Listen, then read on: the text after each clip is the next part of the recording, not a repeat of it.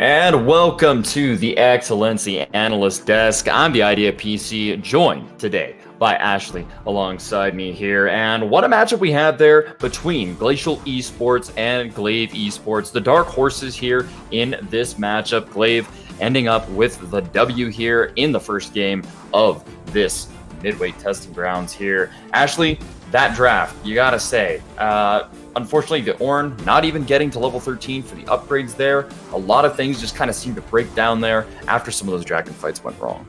Oh yeah, absolutely. And we can talk a little bit more extensively about that second dragon fight and where it went wrong. But first, we have to address the draft of you're drafting no early game pressure if you're Glacial into a team like Glaive where they have a fairly safe bot lane, but it's Aphelios. He can do stuff early game.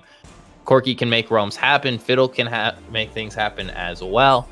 Ezreal Yuumi is a weak side bot lane. Ornn is typically a safe top laner, not one that you're going to gank too often unless you can.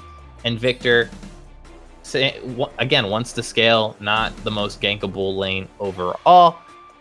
I don't really know what Glacial's plan was. You draft a Hecarim who can get good ganks off, and then you play a comp that is designed to scale until you can get to those power spikes for all these characters and get to those item spikes, and you just don't get to that against when you have no early game priority whatsoever. So a little bit confusing for me from Glacial, but Glaive White punished it effectively. We got to see Fiddlesticks gameplay, which I was excited about, and really well done by Glaive. It absolutely was here, and then, getting that first week that they've had in the XLNC mid-testing grounds here, picking up the first W, very, very good for them. And overall, Stro, 0-2 on the Corki pick. His only death came there with the turret dives under the Nexus at the very end of the game, ending out that game 9-1-5 there on the Corki, having an absolute pop-off on the game with the unofficial quadra kill over at those Drake fights. And as we were kind of breaking those down, as we're talking during the break, it just seemed like the engages that were coming from the side of Glacial Esports seemed a little bit disjointed to me. The abilities weren't coming in maybe in the right orders. You had Ornn just walking into the middle of a team, not getting the most effective utilization of the Call of the Forge God there to start up some of those fights. And then when you're doing that into a team that has the Sejuani, that has the Fiddlesticks, their re-engage potential is so strong, and it just ended up going their way. Yeah, absolutely. It's one of those things where I think the quintessential fight we look at is that second Drake fight where Hecarim and Ornn just walked into Glaive, right? Call of the Forge God was up for Joey Desu. They had the Hecarim ulti as well, final chapter, and none of those ultimates came out, and they just walked in to try and steal the Drake and then got re-engaged on and died. And the question becomes, either you have two options as Glacial. You can either try to get to the objective first, force Glaive to use their cooldowns earlier so that you can kite out of a fight with your Victor, with your Ezreal, get some poke damage down, and then bring in Call of the Forge God, bring in the Hecarim ulti in the Lost Chapter to re-engage and potentially win the fight that way. Or you have to allow Hecarim to be able to get a flank angle, combo those ultimates together, and just decide to go all in with the engage off the bat. But you cannot walk into the middle of an enemy team without using some of those cooldowns whatsoever. Absolutely, indeed. And, overall there, Glaive having a great one there. We do have the next matchup coming up here shortly. We will be getting to see world-class Outlaws going up against We Love Solbert here in the second matchup for this game, number 2 of the XLNC mid-testing grounds. There in that first matchup, we did see both world-class Outlaws and We Love Solbert picking up W's in round number 1. So both of these teams so far in week 2 won their first game. It's going to really kind of have some implications for the standings as far as which team is going to be able to come out up towards the top and be looking for that 3-0, 4-0 for this week. So exciting to see that coming through. Also, Omega Gaming Unleashed winning their first round as well. We saw the game with Glaive White and Divine Ascension White also winning out there. So we had that tie up towards the top. Goliath Esports taking the loss, ironic as well, and KG Gossip Geese to round out the bottom of the bracket here. But with all that being said, we will be getting ready for game number 2 here very, very shortly. Again, I'm the Idea PC, joined by Ashley on the analyst desk. So glad to have all of you here joining us on the broadcast, and we will be switching it on over to a short intermission while we get ourselves geared up to throw it on over to the casters for game number 2.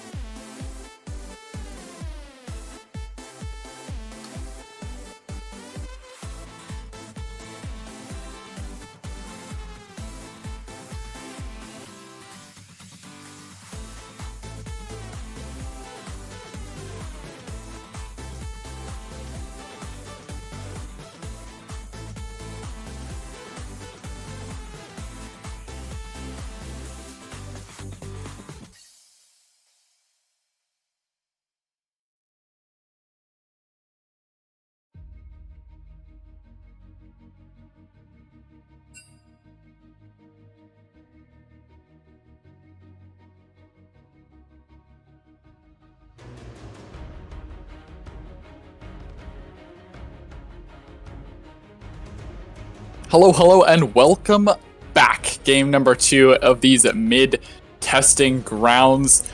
Super excited to get on with game number 2. Game number 1 was an absolute thriller. If you are a fan of Glaive White, they are relatively new, as our analysts were talking about, and they showed up. I mean, they really performed quite well. I know I was impressed. Coleslaw, you feeling the same way?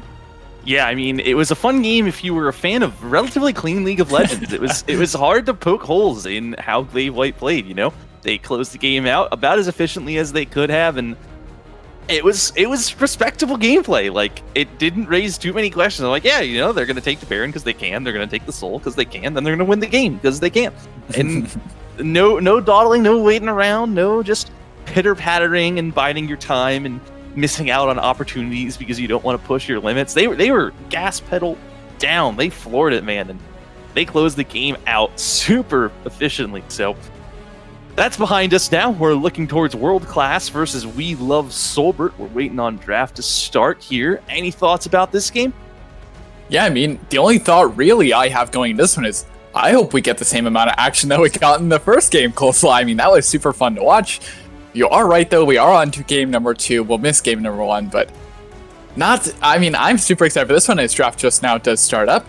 I think the reality between these two teams is that this is going to be close. They did both pick up W's in round 1, so they're looking to get that perfect 3-0. I mean, every team's looking to do it. My team likes to do it. I don't know if you're on a team yourself, Coleslaw, but certainly a third of the way there would be an accurate way to describe it, as Ezreal and Zoe, along with Graves, are banned away for World Class and Solbert on blue and red, respectively.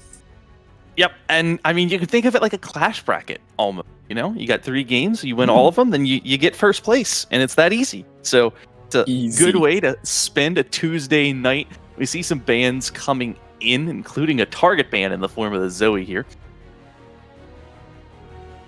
Yeah, I mean, Zoe is quite an obnoxious champion. She can just kill anyone she wants from, it feels like 3 screens away, which just is super fun and interactive to do. As we finish up our first sort of phase of bans, I do want to remind you all that we do have our heavyweight league that will be starting next Thursday. Signups are still open for that league, so if you or someone you know has a team from Plat 4 to Diamond 1, have them sign up in the XLNC Discord. Our heavyweight league will be 13 weeks of the best teams around battling it out for over $600 in prize money. I'm not sure about you, Coleslaw, but that would get me a lot of Ophelio skins once they are released. That's a lot of prize money indeed, you know? Just play Aphelios more. He doesn't have a prestige skin yet, does he? He has to have one soon. Not yet. Soon. But soon. It's coming. Guaranteed. It's coming. But he's banned this game, so that's not fun. There's something weird that happened in this draft. There is indeed. Miss Fortune is drafted first. That's weird in and of itself. We have Varus available, by the way. That is indeed an option. Varus is not picked up by anyone, as I mean, he did get nerfed, so his AD ratios are a little worse, but not opting for some sort of Varus pick so far. Karma Varus is a relatively strong lane. Their poke is absolutely obnoxious. It just makes me want to stop playing the game. I'm an AD carry, if you can't tell, so it's not super fun to play against, but Tristana will be picked up by Solbert, the captain of Solbert, on his AD carry. MF Nautilus is the response from World Class's two really strong lanes so far, and an even stronger early game jungler in the form of Olaf. So we just kind of forgot the meta for AD carries for a little bit there. Forget that. We're going to first pick Misfortune. We'll snap off a Tristana in answer to that. Like, it's chaos and mayhem as far as the AD carry picks go here. Ashe still available. Varus still available. Kalista still on the table. None of those picks matter. But we'll go meta for everything else. Karma, normal support. Olaf, one of the strongest junglers in the game. Nautilus, something that you love to see almost all the time. And Set, a great pickup as a flex pick going into the next round of bans here. So some question marks as far as the marksman that these teams are taking, but everything else makes a whole lot of sense to me. Yeah, I mean, there are, even broader question marks. We have seen Karma mid, Karma top. We've seen Tristana mid along with AD carry. We've seen Set in just about every position that you can play him in. So there's a possibility of flex from the side of Solbert. I don't know if this team is willing to do that. On the other hand, it's a very simple draft. MF Nautilus, a lot of pressure early game, can apply that into a snowball sort of effect. Olaf, again, the same sort of playstyle, gets that early game farm, turns it into a really strong team fight around Dragon, and then boom, just like that, he's one-shotting your ADC, and now you can't play the game anymore. So It will be some bans as we wrap up phase 2, but I mean, World Class has to pick up some sort of weak top side here. And do you have some sort of sense of what that could be? I mean, Ornn is a pick that exists in League of Legends, and when you're looking to play a weak side top lane, rumor has it, it's word on the street is that he does that all right. He's decent at that job. Okay, one thing I wanted to highlight is before we talk about the Trundle, is that one thing that justifies this Misfortune pickup is that the Nautilus Misfortune combo is extremely potent because you lay down the depth charge and then you lay down the bullet time, and whoever's getting depth charged inside the bullet time, they die. It's that simple. Okay, I am so excited, Coleslaw. Can you envision the team fight that's going to come out from World Class this game? Oh my goodness. Bullet time into depth charge, into Slicing Maelstrom, into the Shurima Shuffle. I am hyped.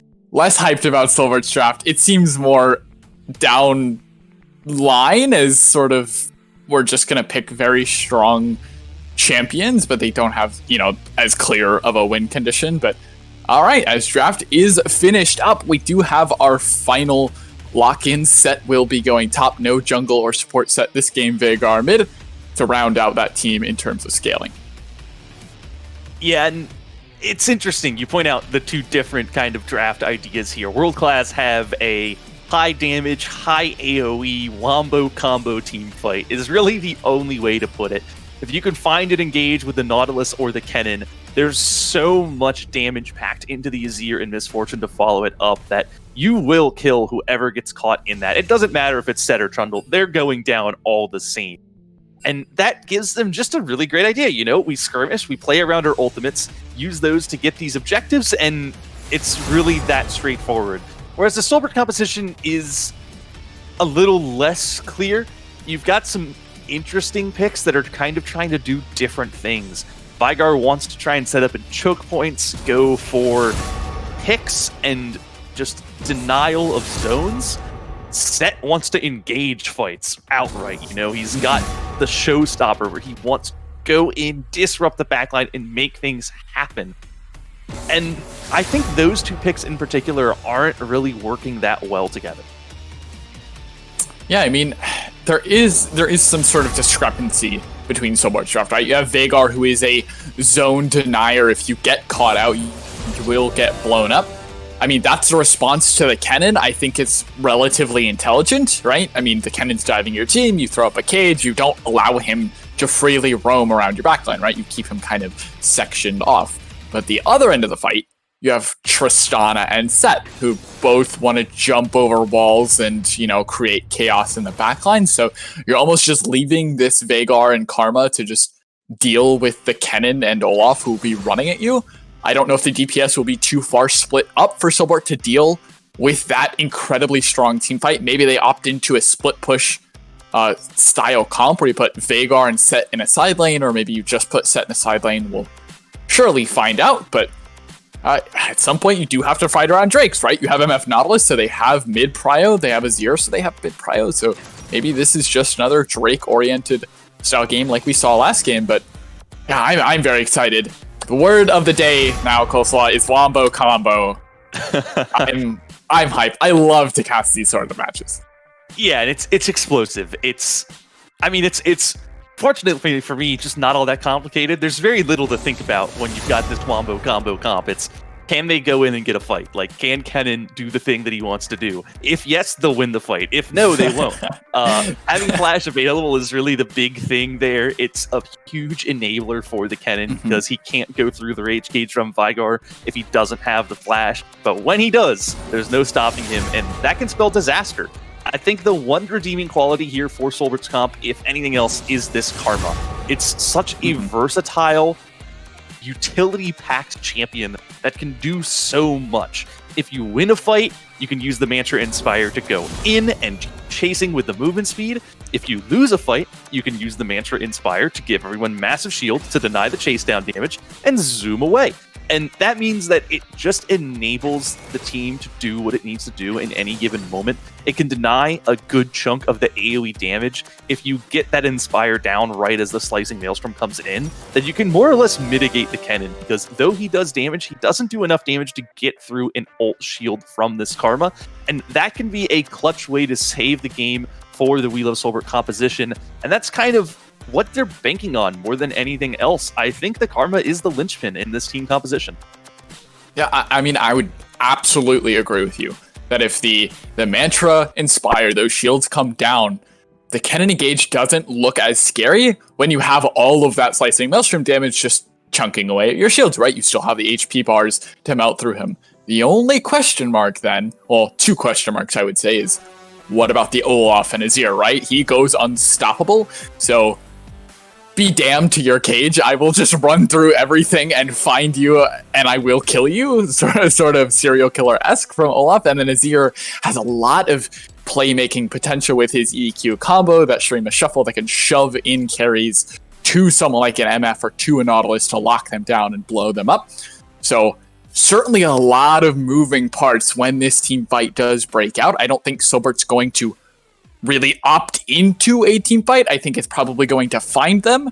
And then when they do accidentally stumble into a team fight, they'll have to be able to maneuver with the Karma, with the Set, with the Trundle Pillar and Veigar cages to make sure they can play it perfectly, or else the DPS is there for world class and they are going to find a very explosive fight, like you said, Coleslaw. Yep, we talked about ease of execution last game, and I think it's worth bringing up again. And it really is on world class. Like, they have the advantage there. It's a huge advantage. All they need to do is team fight.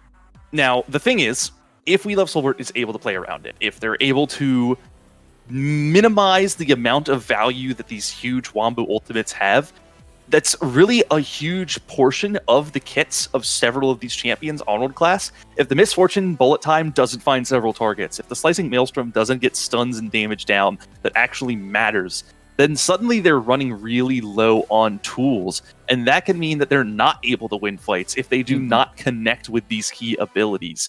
And the one other thing to point out is that Azir is a very difficult champion.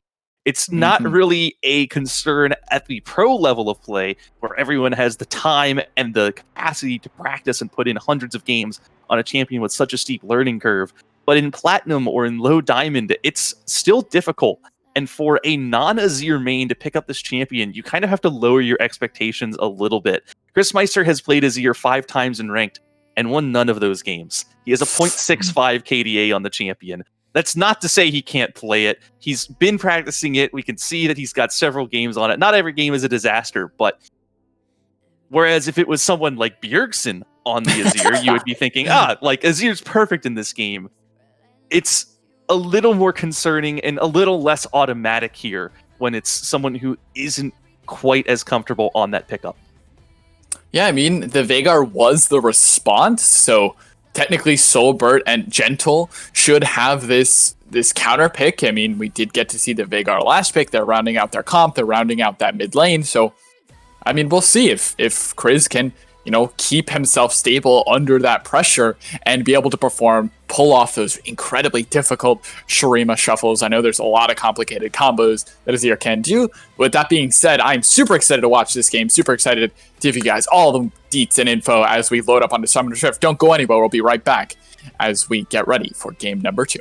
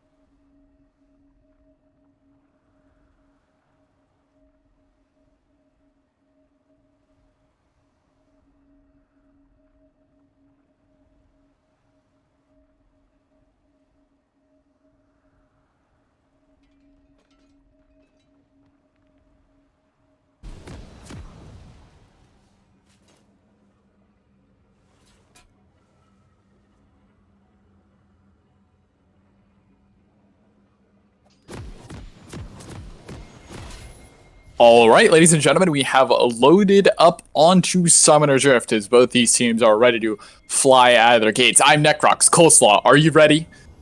I am ready. This is a fun game with some fun drafts and some picks that you're not used to seeing all of the time here. Vygar's Spicy, Tristana is a pick I haven't seen in a long while. And Karma, it's there and in the game, but support is kind of its secondary role here. We're used to seeing the Karma go mid lane and building in Athenes, and we already got an invade going down on this top side. Not going to find anything. Not even going to get the ward. Oh, it's stuff. Call it off. Oh, they're going in anyway. And you can see that Swoon Typhoon is making his way over to this blue buff to get the counter jungling going, at least for the vision, as someone will place a ward down here, I'm sure. Reels is going to do it as he takes this recall. Yep, he did indeed put that ward down, so they will get a little bit of vision on either side. And all for a ward. Well, not even really a ward for that little spiciness at level 1. Both these teams will retreat back to their respective sides, get a little information on where the other jungler is pathing. And yeah, I mean, you can already tell that World Class are going into this game knowing their win condition is now it's Silbert's turn to walk into the jungle. It's game over. They got the ward. They denied it. They win the game. They have one CS. It's done. Actually, that ward does give XP. I don't know if you knew that, but that ward actually does offer some XP to Tristana because she killed it. And maybe that's a little scary for level 2, but I don't think MF and Nautilus are too concerned about Tristana Karma at level 2. But yeah, go next, basically. I mean, Silbert basically win the game. More substantively, to actually provide analysis instead of memes, the thing about that invade that actually does come into play is the fact that Peach was forced to drop a ward in the Tri-Brush before backing off. And that means that as a jungler, as this Olaf, that there is not going to be a ward protecting that set come level 3. And that means that your ganks towards the top side of the map are going to be a little more effective. You can try and execute on that sooner than you normally would. You know that there's not going to be a 3-minute ward in the bush. And you're there. Like, the set's pushed up. He can't go find vision right now.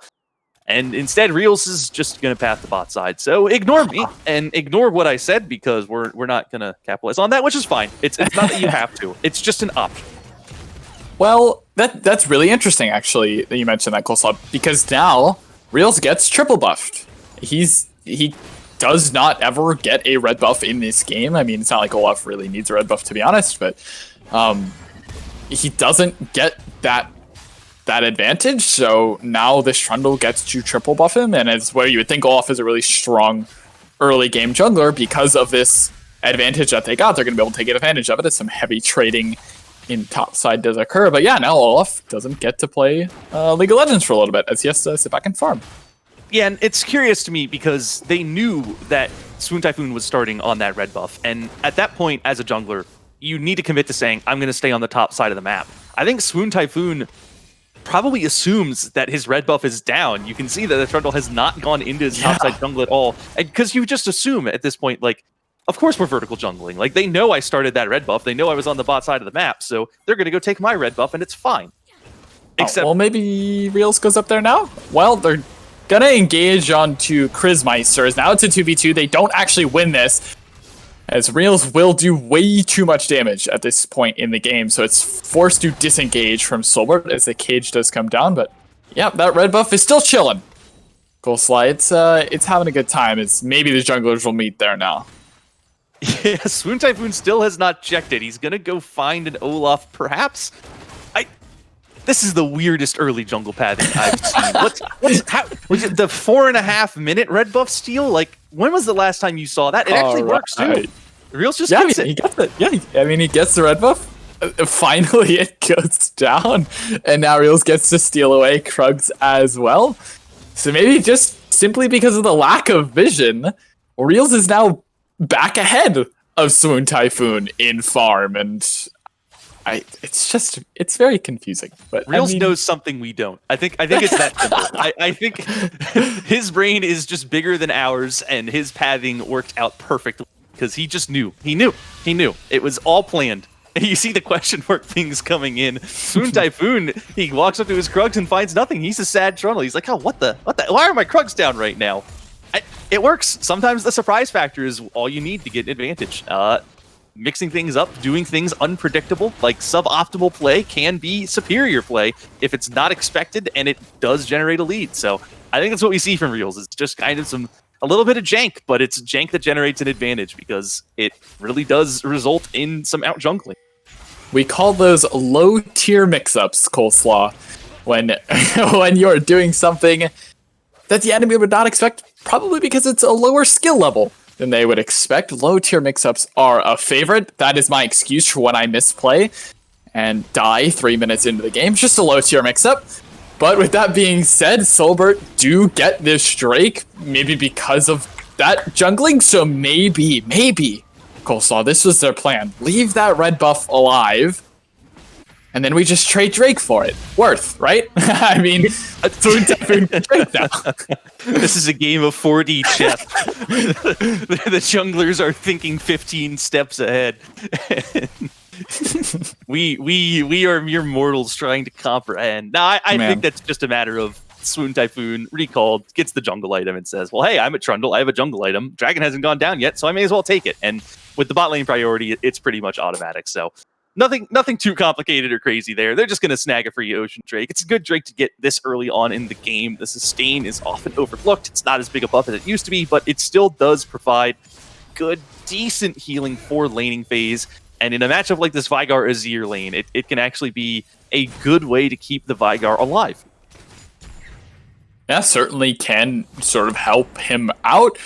Not having to take as many recalls. Veigar is going Glacial Augment to help land some of those ever-critical skill shots. While we're on the topic, we can mention that Azir has Hail of Blades, Kennen opting for Phase Rush, which is becoming more and more typical, but Set opting for Fleet Footwork with those Conqueror nerfs. But, Fleet Footwork is certainly an interesting option. I guess in the Kennen it does provide some healing, so it doesn't get poked out as easily. But, yeah, it's Fleet Footwork it is. Yeah, I think it's a suboptimal rune choice, but it's a safer rune choice. It's if you're not completely confident in the way the lane will go, having the sustain from Fleet Footwork can be pretty valuable just to make sure that you're going to stay topped off. You don't have to worry too much. So I think that's a comfort pickup for that rune, saying maybe I don't need all of the possible power I can squeeze out of my kit, and just having this will be nice. And the movement speed isn't particularly bad on Set either. It's a good stat to have on a champion with no gap closers otherwise. So I think that's the mentality behind it. Is it's not bad, and you're not giving up too much. Yeah, you're not. I mean, Conqueror did get nerfed a little while back. I believe it was 10.13.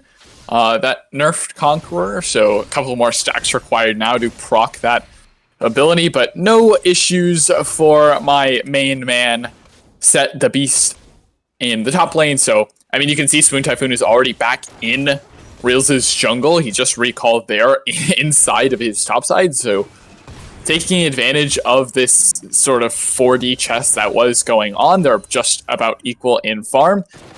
Set does have a sizable advantage in farm, which you kind of wouldn't expect going from a melee to ranged matchup, but it is certainly the play. As TP now comes down, as Kennen will look for the engage, forced to flash away, and the Buster shot will come out from Solbert to push that dangerous Kennen back. But that means no TP back to the top lane, and Peach Buzz Fizzle will farm away at this top turret. Yeah, that's a good, respectful play from We Love Solbert. They realize the Kennen's coming in. They get the heck out of there. They want no part of that. Burn an ultimate and a flash just to make sure that nothing can go awry. And because that teleport results in nothing, it's going to be a big advantage for the Set in the top lane, able to deny a huge minion wave, pick up some plates, and that's going to buy a reasonable gold advantage for We Love Solbert now.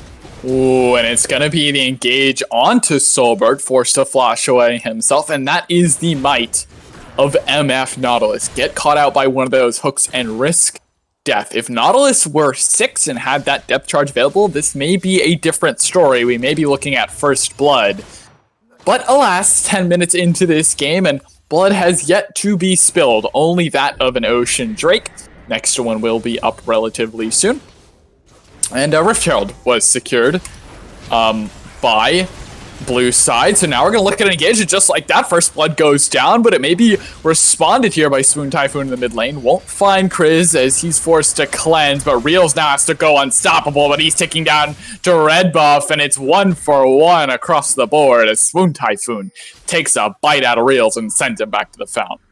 Yeah, so the kill in bot lane, just a standard duo kill, 2v2. The death charge comes out, and Tristana with no flash goes down. And then we see the answer in the mid lane, and maybe another answer. Wow. Oh, forced a flash out of Kriz. Yeah, I mean, okay, well, now this game has picked up. Both teams are looking to fight a little more. Now it's going to be some heavy trading in top side as well.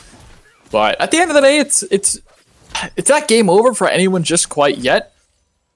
The kill under Trundle probably doesn't mean as much. They do get a little bit of a gold advantage and the Drake as well, but MF with kills is a scary prospect, especially in a team fight when she pops bullet time from over wall and just will absolutely melt your health bar. Yeah, misfortune can be a problem. I think the nice thing about this composition from We Love Solbert is that they do have really good single target pickup. Is if you Trundle ult priority target, or you set ult, or you just find them with a Vigar cage or a GLP, Misfortune's going to be very vulnerable. Oh no, Vigar is very vulnerable. Ooh, Gentle is going to have to cage himself to force the zone away, and that's a really good play from Gentle to get away from that one without having to burn his flash. Really good cage placement, and the Ragnarok was not off of cooldown, so there can be no follow-up. When he's sitting inside his little don't touch me zone, which is his cage, is now the Dragon Dance has commenced. Yep, and right now, World Class has the priority in the mid lane, but you see the Set is here before the Kennen, and this is going to be a fight. It's an engage. It's going to be Subjugate, not off cooldown just quite yet. Shrima Shuffle, but he's going to take Kriz Miser onto the Showstopper. Peach Buzz Fizzle finds Kriz Miser number 1. Gentle picks up the kill, but now it's Reels maybe looking for a sneaky backside play, having to Ragnarok away from the Karma route, and that turns right back around on its head for World Class, as they simply cannot take the fight. Silbert, take the Drake. Yeah, and you saw Freshburger starting to walk down, but he chose not to, and with no TP, that immediately means that you're punting on that dragon. You say, we don't want this, we don't need this. The one other question mark I have, and I wish we had a replay to see it, is Kathy used the ultimate on that Misfortune, but I'm not sure what it did or where it was aimed. It might have gotten canceled early if what happened is what I think happened, because We Love Solbert health bars stayed pretty much topped off, and I'm a little confused as to how that managed to happen with the bullet time coming down into that choke point. It was a great place and opportunity to do it. Maybe it just missed by a little bit or something. I wish I could see, but in any case, with the 5v4, with the clean engage from the Set, it does end up being an easy team fight win for We Love Solbert, and now they've got 2 dragons. Yeah, and maybe initial looking for an engage doesn't actually find it, but yeah, I mean, it was a very clean fight from Peach Buzz initially. I mean, he does get Shrima shuffled, but he just picks up the Azir and delivers him to his grave, right? I mean, just takes that showstopper, pushes him into the dirt, and says, yeah, I mean, you can throw your little sand soldiers at me. I got two massive fists I got waiting for you, and they just delete Kriz, so the damage isn't there, especially with that lack of a bullet time that you're mentioning. They just don't have any DPS to fight it. A couple critical targets go down. No cannon ultimate to follow up because there's no TP. Honestly, I'm not even sure why they were contesting it, actually, Coleslaw, now that I think about it. If they don't have their cannon, which is such an important part of their team fight, I'm not sure why they were actually walking at that Drake.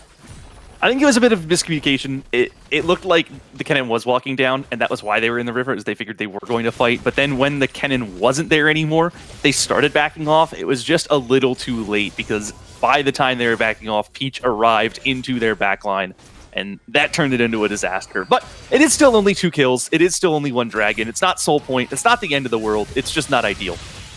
Ooh, and this is going to be a fight. It's forced, but now it's turned onto a 2-on-2. Showstopper into Haymaker. Take 1 tower shot for it, and they won't kill. Triumph keeps Peach alive, and that is just set in a nutshell. 3-0 on this Sedimus Maximus, as Peach looks really clean on this champion. Wow, that's a great turnaround. It was the 2v2, both junglers there, both anticipating the fight, and even though Peach takes the showstopper right under the turret, it's not enough damage, especially to get through that shield. And I mean, Triumph's a pretty good rune. It's the best way to put that, because that is the only reason Peach is alive, and it coming up huge there. Another double kill, just unforced, that they're going to snag by Chris. Oh, okay. I mean, you can flash for it. I mean, make it look a little fancy gentle, but all you had to do was press R. And that is a solo kill in the mid lane for Gentle, as he just kind of whittles Kriz low enough to where he can just execute him. And that's not what you really want to see when you are counter picking. Or sorry, excuse me, Veigar actually did get the counter pick, but still not what you want to see. 0-2 Azir, not gonna be quite as impactful this game. Yep, and I think I said it a little bit when we were in draft, is that ease of execution is an important factor in games. And it just comes down to the fact, I think Veigar, a lot easier to play than Azir is, believe it or not. Veigar kind of has a couple buttons that he presses that just do damage. His ultimate, point and click. That's easy. I can point and click. I have bricks for hands that I can. Azir, not quite that straightforward. And that means that all things being equal, if these players don't have tons and tons of games on these champions, and they're the same skill level, the Veigar just going to be easier to pull off kills on, and you see that coming out here.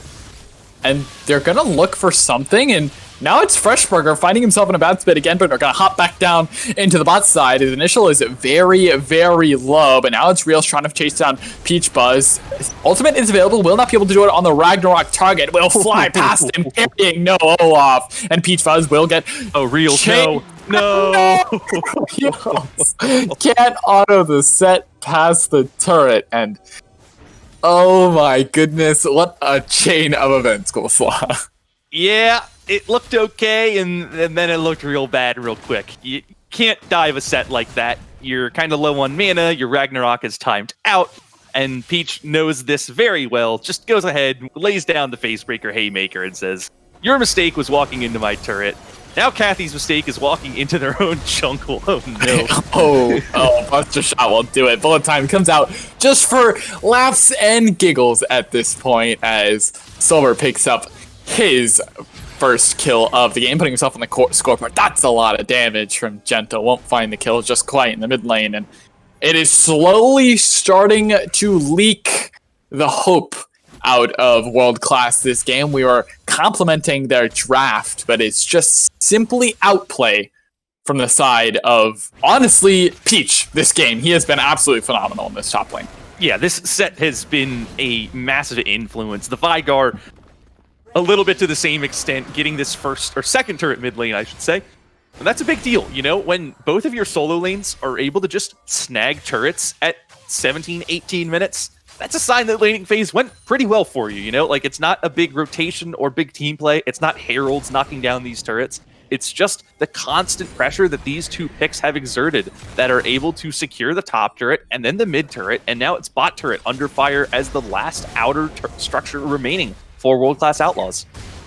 Yeah, I mean, they do have mid turret down for themselves. World Classes are going to find him engage onto Tristana. It'll be exhaust used, keeping Kitty just healthy enough to live into this brush, but it will not be enough in the end, as she sacrifices her own life for her AD carry to get away. What a true support from Kitty, as Silbert just barely limps away, and MF now has 2 kills, so will, you know, find some sort of damage in these fights, but I just don't think it's enough at this point in the game to out DPS a team that is just about 5k gold ahead.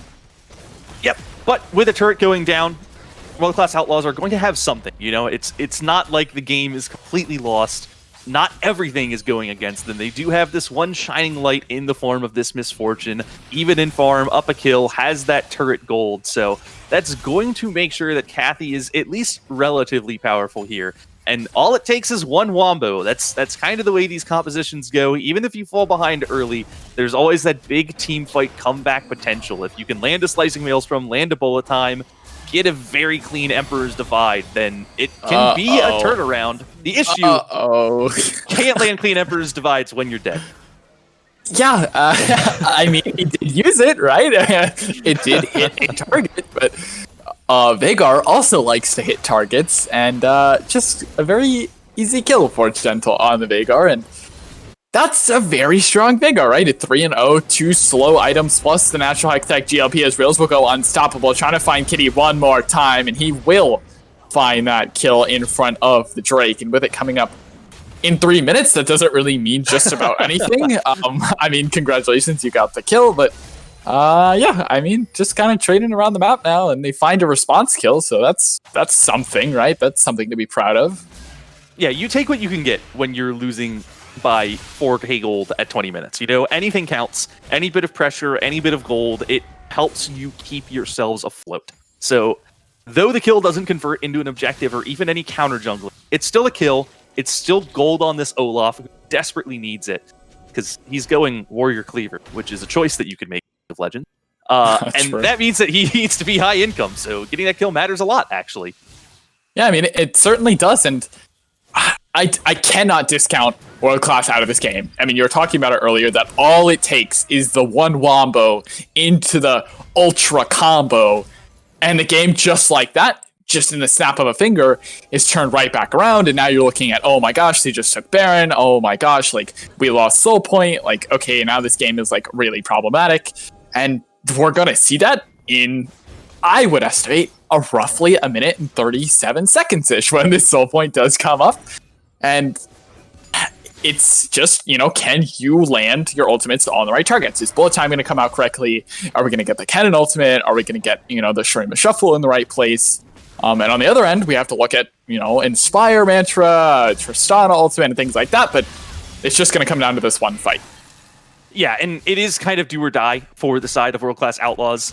You wish it wasn't that way, but a Mountain Soul will more or less close the game out. You don't have the damage to burst through the shield that Mountain Soul will provide up front. The issue, Freshburger has gone for this Gunblade first item, which is great for the 1v1, and it's great for the split push and by Chris's Flash. See you later. Yeah, I mean, that's just so sad, right? Like, you need those cooldowns to be able to get this fight in the right place. You need to find that critical ultimate, and without that flash, I mean, sure, it might not be the end of the world, but it just makes it that much harder to land that incredibly great Shurima Shuffle. Is now they're going to play around some vision, as Silbert may look for the engage. Will be the ultimate. Oh yeah, that's scary. High value board. Yeah, but this needs to be it for World Class Outlaws. I didn't quite get to finish saying it, but a Mountain Soul denies them the upfront burst that comes with the Wombo combo. The combo won't work through a Mountain Soul. It's just too many resists, too much extra health, and it's going to lose them the game if they are not able to make this happen. So you see them, they're here. They are posturing aggressively. They are going to be here for this fight. They want to make this happen. They need to make this happen, and they are fishing for the engage. Chris is not here quite yet. He's going to have to walk out. Veigar will be here first. Maybe that is their time slot to engage. They use the blue trinket to try to find any little bits of vision that they can. Pillar goes down, gonna lock in one, but now the engage has come. It's a flash onto the team, but it's already dead from the side of Freshburger. Bullet time! It is so much damage, it's just not enough. Reels finds one, it's a 1-for-1 so far, but it's gonna be traded right back as Reels is killed by the Vagar. Still has his ultimate available, flash space breaker, and now Initial is stuck in place. Tristana is jumping forward, Sobert's gonna try to find the follow-up damage. She gets the resets. Kathy just goes down in a double kill, and they just can't find the fight. Coleslaw as Sobert claim the team fight, and probably with that swift gameplay claims the game. And it's a great fight from We Love Solbert. They play it very cleanly. They see the cannon gauge coming. They get away from it, and they blow that cannon up. Freshburger wasn't able to get a stopwatch off, wasn't able to do anything to keep himself alive, and so the Slicing Maelstrom did not find the value that it needed. And then with the cannon dead, Gentle was able to zone off the entire World Class Outlaws backline by himself with one cage. And with that cage there, it meant that when Reels went in, there was no one to back him up or follow up. And with this Olaf going a damage build, he just falls down way too fast. And then it's a disaster because you don't have your top laner, you don't have your jungler, and you're never going to win that 4-on-3 from behind. And that means that We Love Solbert pick up the fight, pick up the Mountain Soul. They're now extra tanky. And I mean, you don't want to say it's over when you're staring at like an 8k gold lead and an inhibitor turret hasn't even fallen yet, but that does make it pretty close to over. Yeah, I mean, this is, it's gonna have to be, at this point, within reasonable statistics, it is, if I were a betting man, I would probably bet on Silver at this point in the game, but, I mean, there have been better comebacks. I mean, you do have an early game comp for World Class, someone like the MF, someone like the Olaf and the Kennen, who, I mean, yes, they scale, but not as well as a Vagar, Tristana, and honestly, even Karma, who scales incredibly well into the late game and protects your carries even more. So, yeah, with denying that burst with the Mountain Soul, it becomes really, really hard for World Class to find their way back into this game. Baron is up. You can see they're swarming it. They do not want to give this up. They know if this objective is given up, it will probably be the final push onto the Nexus, and Sobert don't want to start it quite yet. They're going to clear out some vision first. Yep, one thing to point out is that this point in the game is actually when Vygar is at his strongest. Many people look at the infinite stacks and they think, well, because he stacks infinitely, of course he infinitely scales, so he must be super strong late game. The issue is super late game, he's gated by cooldowns, gated by immobility. But right now, when you can get skirmishes and fights in the jungle a lot more frequently, he's actually doing very well. And this is his peak as far as AP relative to his opponent goes. With the Ravadons complete, Gentle has nearly 800 AP at 26 minutes. You can compare that to Chris, who only has 164. And that's ridiculous. And now it's over. Yeah, and now it's going to be a fight. Initial has to go gold and try to stay alive. The Dark Matter will find it. Gentle is unstoppable on this crazy mage that is Vagar, and it's as much as you can do on this cannon to keep away Peach from your turret, but it's just not enough, as Baron will be started up awfully soon. Seth's still going to fight in the bot side for now, but Baron has been started. You can see it. Yep, now we flipped over to it at about 9k HP, and this will be an absolute miracle if World Class can still. They aren't even going to go for it. They're just going to push waves and hope to delay this game even further. Yeah, they don't have the vision, and they don't have the ability to go through a Vygar. Walking into a dark part of the map, when at any point there might be a cage, there might be a dark matter dropping onto the top of your head and blowing you up. You need to be respectful, so they're going to look for what they can get. They're on the Peach. I mean, yeah, they find Peach here. It's finally the Zhonya's that comes out from Fresh, but now the re-engage might look really good for World Classes. This might be their fight. They find Vagar. Finally, he goes down. Initial is very, very low. Karthi will go down as well, but now the re-engage from Solbert is just too much damn gold. As Reels goes down as well. Triple kill for the Tristana. She finds the reset. She goes in, and Freshburger only can wimp away for so long as it's a clean ace from the side of Solbart, and they'll look straight for the Nexus. And Netcox, that feels so bad, man. They get the set to start the fight off. That is the most ahead member of We Love Solbert. So it's one carry down. Then you pick off the Vigar, and he's really not able to do anything in that fight either. No high-value cage, not able to blow up a target. And you're like, okay, their top laner's dead, their mid laner's dead, we're all still alive. We got this fight, right? The answer is no. There is a Fed Tristana and a Karma there with the shields, with the support, and a Trundle as well. And the three of them are able to clean house in that fight. So many cooldowns burned from the side of World Class Outlaws, and they committed so much and spent so much in killing the Set and Vigar that once they were done with that, they had no more gas left in the tank. And with such a big gold differential, they're not able to win the fight from there. So it's going to cost an inhibitor. We Love Solbert still have this Baron buff, and they're going to be looking to push for the win soon enough. Elder spawning in a minute and a half. Initial, very dead. Initial. You're supposed to tank Initial. You can't go down to the one shot, and Reels will find himself on the same end. As Swoon Typhoon tries to flash forward, but Chris Vige will go very low, puts down the wall, but won't wall just quite anyone off as Sobert just kind of walk around it, as they've been walking over World Class this game. It's 6-23 with over a 10k gold lead, and honestly, they don't even need to be hitting this turret. They could probably just walk into the base and end the game. Yep, I mean, it's many paths up the mountain towards victory at this point. Do it how you want, and you'll win the game. It does look like We Love Solbert. They're going to use the last of their Baron here to walk in. The death timers aren't particularly long, but they have a ridiculous amount of damage. Vigar melt structure early on in the game, and they are going to close this out. That Nautilus, was he alive? Like, how long did he stay there? Oh no, Gentle, that's cyberbullying. You can't do that. Okay, well, Silver do close out the game. Finally, it's a GG from both these teams. I think they both saw it coming, but yeah, I mean, when you have wombo combo and you get behind, it just doesn't feel very clean to play. It just feels like you don't have the damage to burst down the front line. When you can't burst down the front line, Veigar and Tristana can just kind of do what they want, and that's certainly what they got to do this game. As Veigar did a lot of damage, believe it or not. Yeah, and I mean, it's another clean game, you know? They generate some leads for themselves. They generate the top lane lead. They generate the mid lane lead. And from there, it's kind of automatic, you know? You've got winning solo lanes. You convert that into dragons. They actually didn't pick up a Herald that game. They gave up both of those, but they got themselves to that super early soul. It's the second game in a row now where we've seen a soul taken before 25 minutes. And when you get a soul that early on in a game, that quickly, it's just so much power.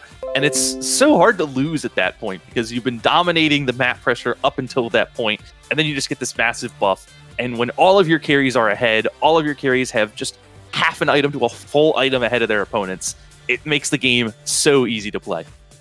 Yeah, and they cleaned house, right? They found every lead they wanted. They took all the fights in the right places, and it's just an absolute stomper of a game, really. I mean, it's really congratulations, Sobert. They played very well. World Class certainly had a win condition. You could see that they almost clawed it back there with that fight around Krugs. They knew what they were supposed to be doing, right? Put that Kennen onto the back line, get him the Zanyas. He eventually got it. It was just too late, unfortunately, for the itemization to come in from World Class. With that being said, we will take a quick break as we come back with game number 3, the final game of the night.